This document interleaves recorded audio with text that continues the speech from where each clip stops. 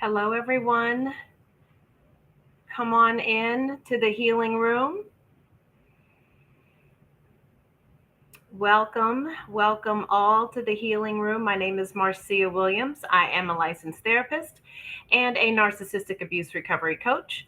And I am here for you every Monday night at 7 p.m. Eastern Standard Time.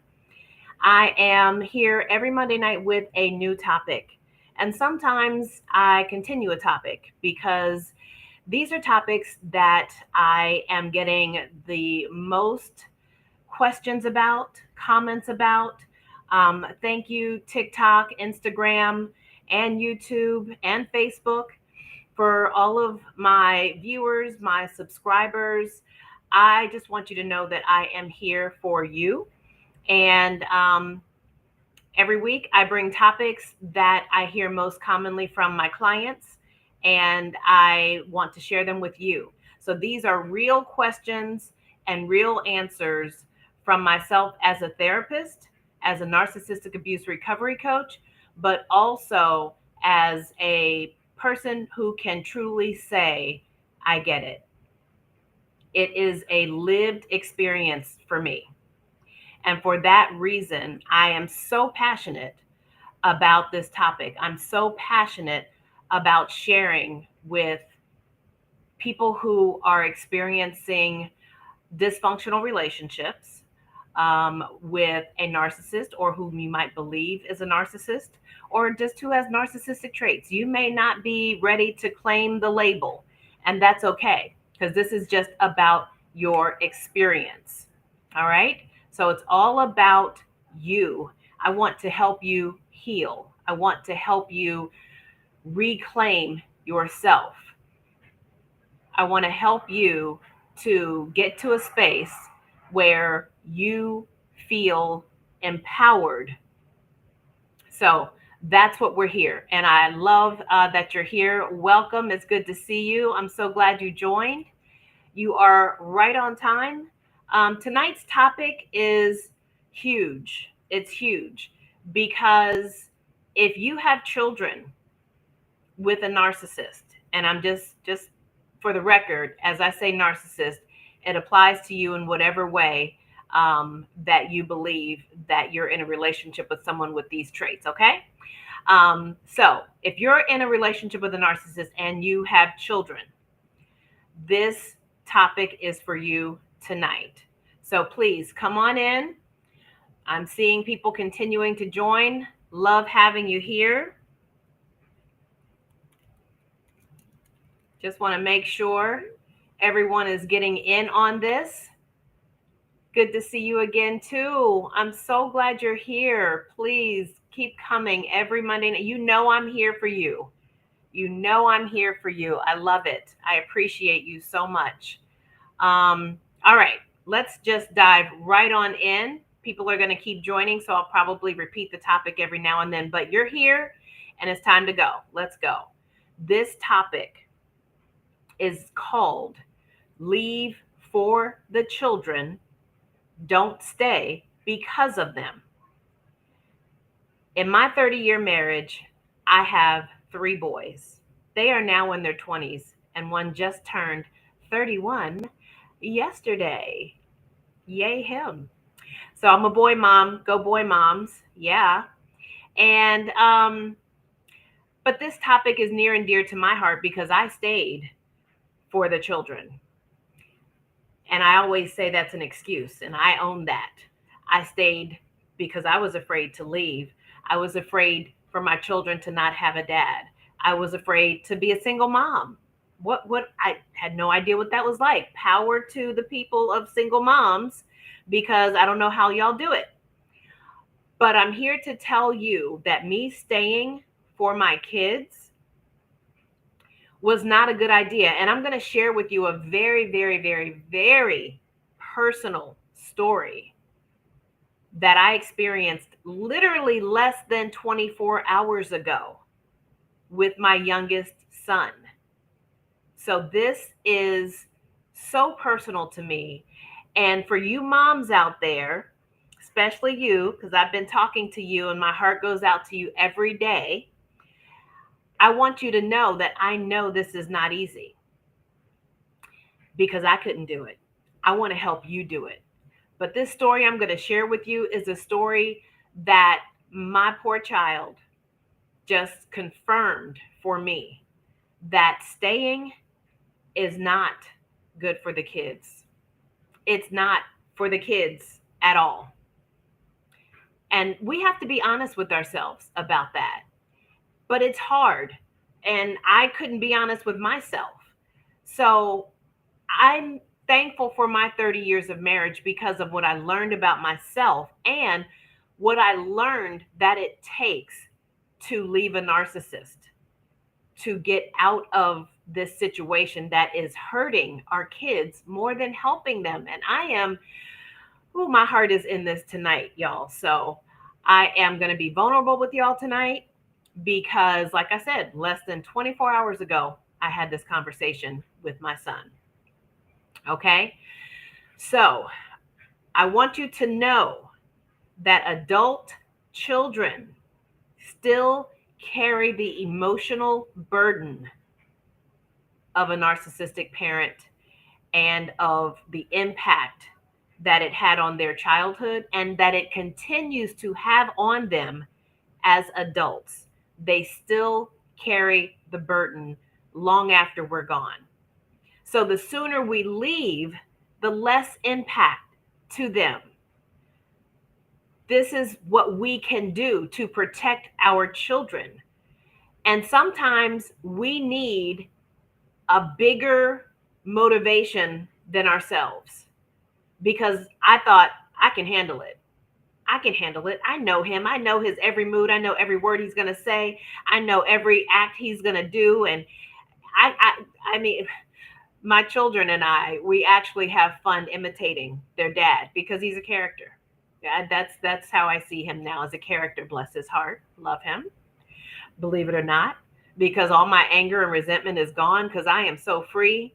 There's no reason. But my poor child, he's 24 years old. And I'm going to tell you, 2 a.m. this morning. So last night I went to bed thinking, oh my gosh, I really just fell off into just the most peaceful sleep. And I make sure that my phone rings loud for my kids because that's something that wasn't necessarily allowed while I was married, because I'm coddling them and I'm babying them, and or my husband needed me more than they did. Well, now they get all of me. Happily, call me anytime, day or night. I am here for you. So my 24-year-old called me this morning, 2 a.m., and he just bought a home. And he's so happy and so proud, him and his beautiful, adorable girlfriend that I hope is soon going to be my daughter-in-law. Wink, wink, if she's watching. But they just got a home together, and he's so happy, and he wants to host Thanksgiving at his house.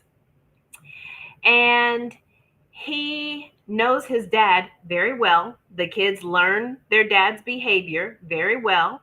They either imitate it or they turn away from it. He does a little bit of both. I think he would acknowledge that. That's okay. I love him. But he knew that to get both of us in the same house for a holiday, which hasn't happened in 5-6 years, would be tough. But this was so special to him. And honestly, he still grieves the loss of his family unit. You know, I moved away, his father moved away, and I'm still as connected to him as I have ever been, but I'm 1,000 miles away. So this is really special to him. But he knows his dad. And I have not communicated with his dad in 6 to 8 months now. I decided, why am I doing this co-parenting thing? My kids are grown and it just gives you access to me, and you're disturbing my peace. So blocked, and just could not be happier. Have not talked to him in months.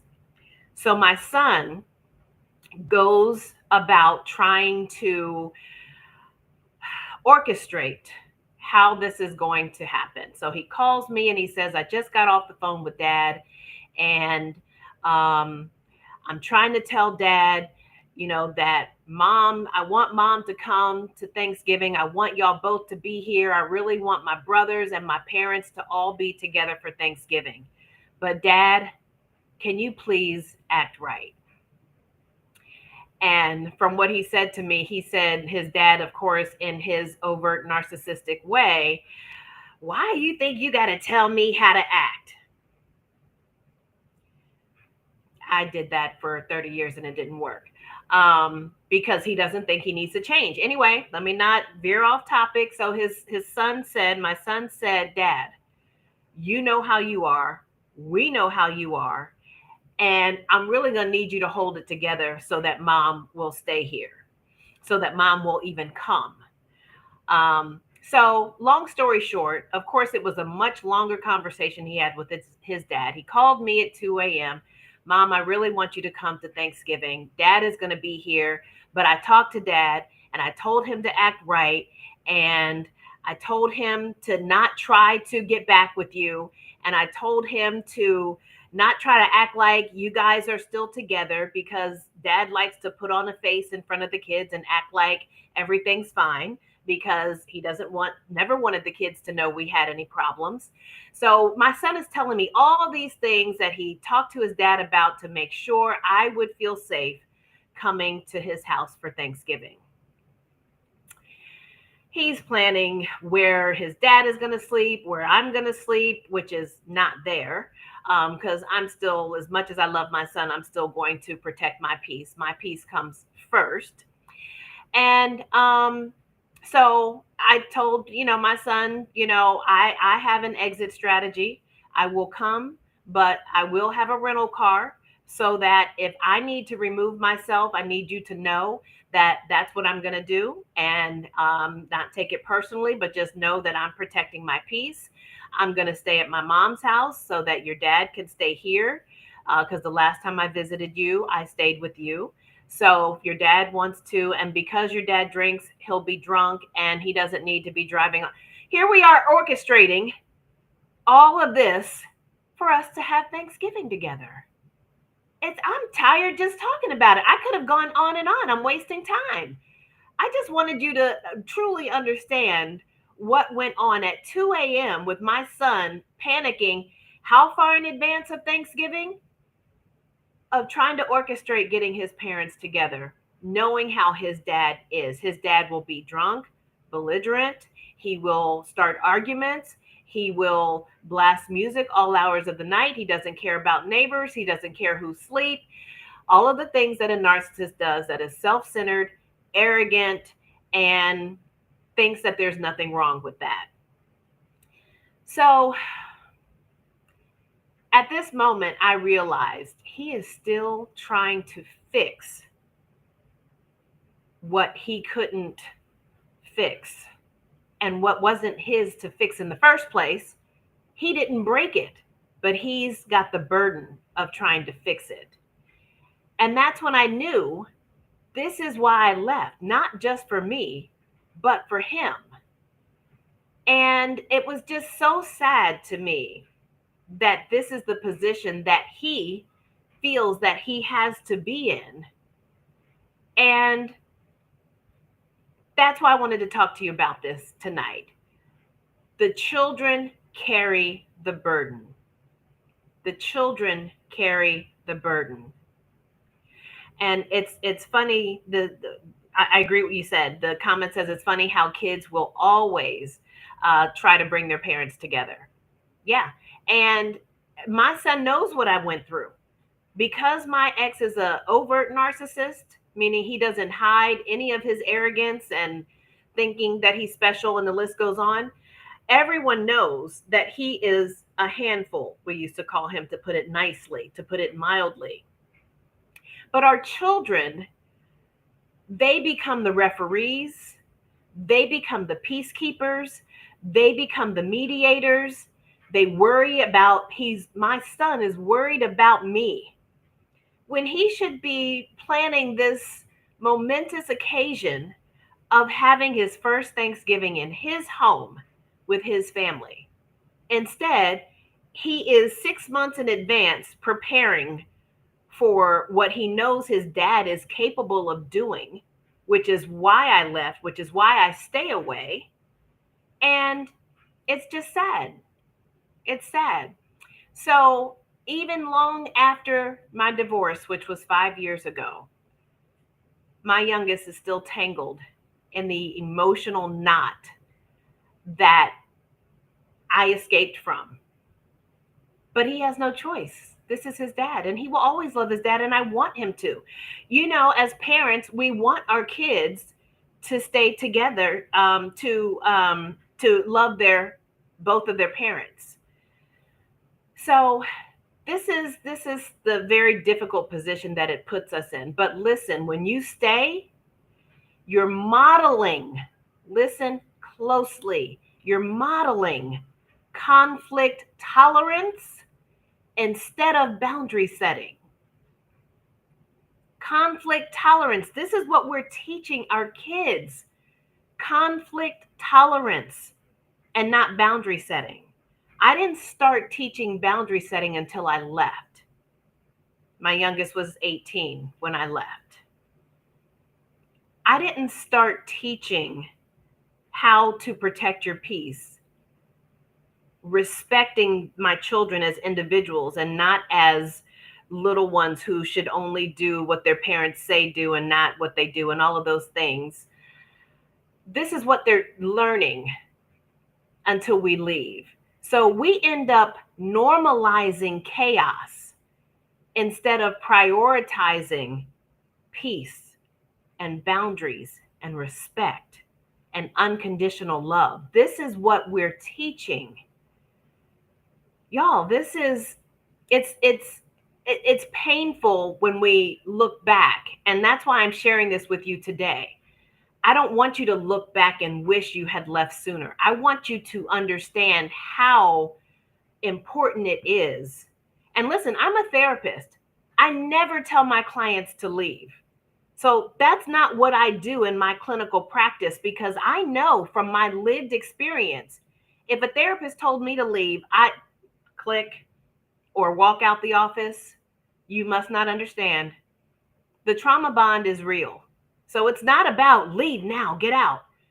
But we do have to face reality. And I'm here to give you reality.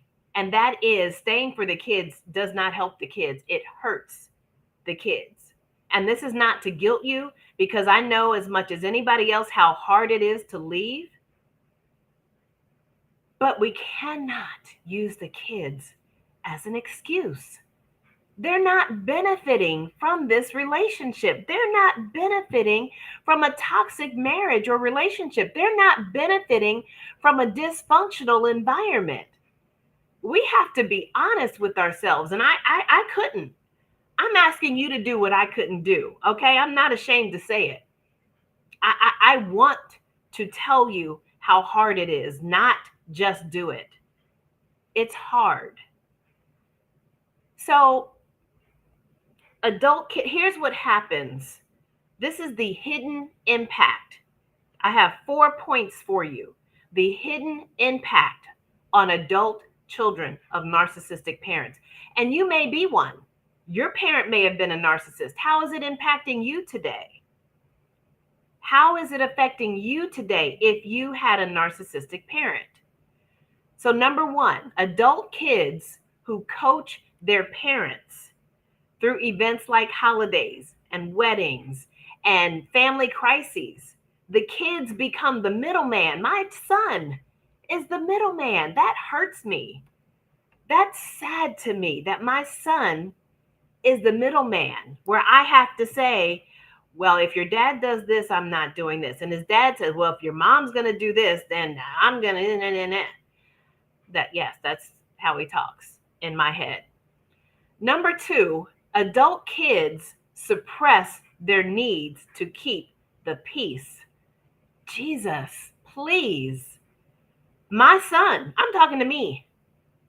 My son is going to be a nervous wreck on Thanksgiving. No matter how hard he tries to coach his dad, he is going to be a nervous wreck on Thanksgiving, praying that his dad doesn't F it up.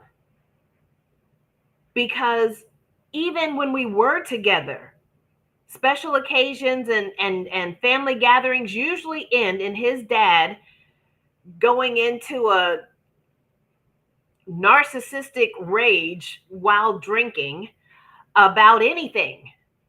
Anything. It could be talking about sports. But if you don't agree with him, there's going to be a verbal altercation. And people are going to leave because it gets uncomfortable. I leave because it gets uncomfortable. Let me bring it back. Bringing it back. Number 3, adult kids still feel responsible for how their parents feel. My son is going to be devastated if his father does something that makes me have to leave. He will be devastated. And I pray that I don't stay because I know my son will be devastated if I leave. Sorry. My son will be devastated, but I will have to leave. I will have to leave. I know that I will have no problem leaving, but it will hurt me because I know that my son will feel responsible because he's bringing us together in his mind. That's so sad. This is so sad. Lastly, number 4, they carry shame for choosing sides or being caught in the middle. They carry shame. I'm talking about adult kids. This is the impact to our children as adults. Now look at the cycle, the generational curse, if you will, that we are creating, because the same baggage that I brought in, and I didn't have narcissistic parents, but I still brought my own baggage into the relationship. And look at the cycle continuing generation after generation. We have a chance, you have a chance to break this generational cycle, to keep our adult children from coaching their parents, suppressing their needs, still feeling responsible, and carrying shame. This is what staying does to our children as adults. So when you leave, you're not just leaving abuse, you're leaving an inheritance of dysfunction. That's so huge. You're breaking a generational agreement that your children's peace is optional. Woo! Are your children's peace optional? Is your child's peace optional? Is it negotiable? Is it up for debate? I'm sure you're saying no. No. So, personal reflection. Think about this. I'm sure after we were on the phone last night for an hour, from 2 a.m. to 3 a.m., I'm sure my son was emotionally drained because he had been on the phone with his dad for who knows how long before that. Then he had to go back to his dad to tell his dad, okay, mom agreed to this, so you got to make sure you do this and don't do this. That's exhausting. And he should be exhausted from work. He should be exhausted from his own life, not his parents. He's an adult. He's grown. We think that the kids move out and then we can leave, that, okay, good, now they're free. They're not. They're carrying it with them. My child, my baby, is carrying it with him. So that's why I keep going. That's why I tell the truth, because one day I want him to feel like he doesn't have to fix anyone, not me, not his father, and not himself. He is not the problem. He didn't break anything, and he doesn't need to fix anything. That's what I want for my children. That's what I want you to want for your children. So let this soak in, please, and just know that any step you take is hard. It doesn't get any easier for those of us who think waiting until the kids are 18 and out of the house. It doesn't get any easier. It will never be easy to leave, even if they leave you. It will never be easy. And so I tell my clients, do the hard thing. Do the hard thing. Don't wait for it to get easy, because it won't. Don't wait for it to get easier, because it doesn't. Do the hard thing, whatever that is. And I'm not talking about leaving, because again, my therapist had his back on. I will never tell you to leave. No one could have told me to leave until I was ready to leave. I had to hit rock bottom, and I had to see it as life or death. My emotional, mental, psychological, spiritual life or death. So think about this, and think about what baby steps can you take to work toward protecting your peace and protecting your children's peace. Leaving isn't about walking away. That's not all it's about. It's about giving your children permission to go forward and not carry this with them into their adulthood. That's what this journey is about for those of you who have children. That's what tonight is about. For those of you who have children, it's messy, it's hard, it's confusing, but my kids know I chose me and I chose peace, and they love me for it. They thank me for it. They're so happy for me. And this didn't happen overnight. They had to be confused first, angry at their dad because I left, sad for me because I had to leave, sad for themselves because I left them. Adults or not, I still left my children. That's some hard stuff. Hardest thing I ever did. And the first Thanksgiving I had without them, the worst. The worst. I thought I was making a mistake. This can't be right. This can't be right. I'd rather have my kids have Thanksgiving as a family than for them to be alone. But no, not the family that we were. That was not healthy for them, and that was not safe for them. I don't want that for them. If I'm honest with myself, I was afraid of not giving that to them because of how it made me feel. It was about me. You staying is about you. Just own it. I'm not saying walk out today, but I'm saying we have to start with the paradigm shift. That's a paradigm shift if there ever was one. And it takes courage that we don't feel like we have. But I promise you, it is one step closer to protecting your peace and protecting your children in their adulthood. So thank you for being here tonight. Thank you for letting me be vulnerable and share my story with you. I do this every night. I do this every night because I am a coach and a therapist. I do this all day, every day, actually. If you want to work with me, go to my website, find out more about me. I'm also on TikTok, Instagram, Facebook, and YouTube. The Passage to Peace is my handle, is my website. Info at the Passage to Peace is my email. DM me, reach out. I am here for you. And thank you for your comment who said, I know how that feels. Thank you for sharing, because our vulnerability is going to help someone else do the hard thing. And even when it feels impossible, do the impossible. And for those of you who have faith or spiritual connection, pray on it. Pray on it. Whatever you lean on when you feel you need something greater than yourself, do that. Do that. But I promise you, it's inside. It's inside. You may not feel it, but it's in there. I am here for you as your coach, as your therapist, as your guide, because I've been there. I've lived it.